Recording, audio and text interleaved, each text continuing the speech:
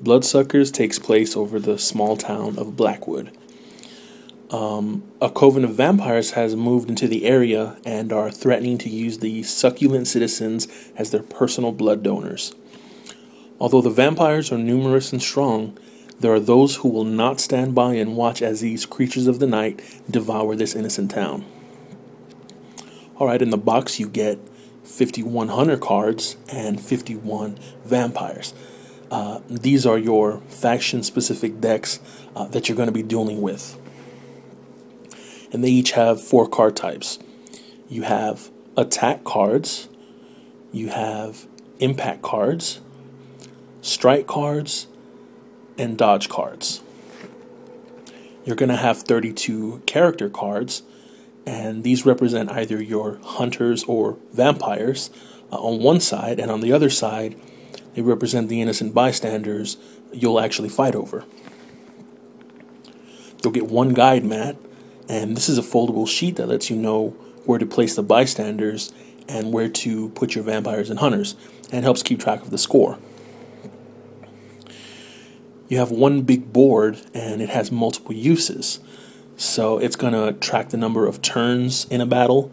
It's going to determine the day and night cycle.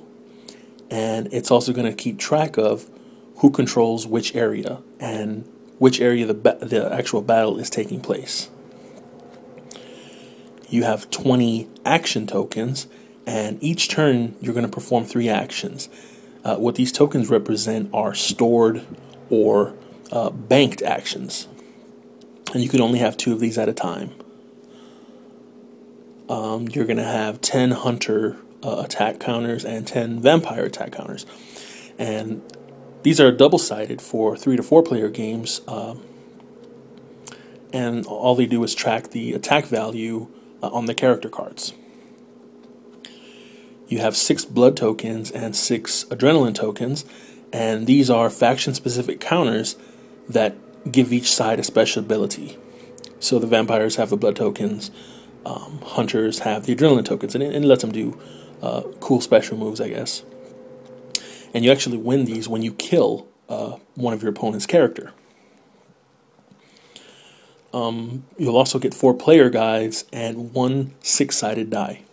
So as far as gameplay, there's going to be 4 steps you're going to do on each turn. So step 1 is you're going to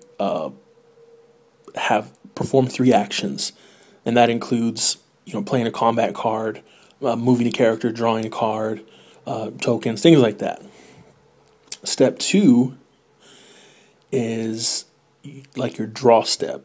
So you're going to be able to draw back up to a full hand, which is 5 cards, and you can discard any cards that you don't think you can use. And then draw back up to a full hand. Step 3 is unstunning any characters. And characters get stunned sometimes in battle through the effects of the attack cards. Then your last step, step 4, is you're just going to rotate the clock dial, and that's just going to signal the end of your turn. And it also, lets the other player know it's theirs. So you're going to play until someone has control over a set number of territories. Either 2 out of 3 for a short game, or 3 out of 5 for a regular game. So this is a card game, and luck is going to be a factor in most card games. Some more than others. So if you have a gaming buddy who seethes when you destroy their characters and rolls their eyes when you cancel out a move they just made because this game is just so broken, don't invite them to this shindig, because Bloodsuckers may leave them red and furious. This game is vicious and dirty. It's filled with gut punches and cheap shots. And once you start putting together the card combos and using your tokens effectively, you're going to be laying down some serious damage, leaving your opponents grimacing and clenching their fists. I really think you need to play at least 2 or 3 games of Bloodsuckers to memorize the cards and learn the game flow. Your first play will probably go pretty slowly, and people who try and maximize every turn are probably going to bog the game down at first. Honestly, you'll probably not want to revisit Bloodsuckers right away, but I encourage you to give it a few more rounds. Even forgetting about the areas, just play some practice duels over a few character cards.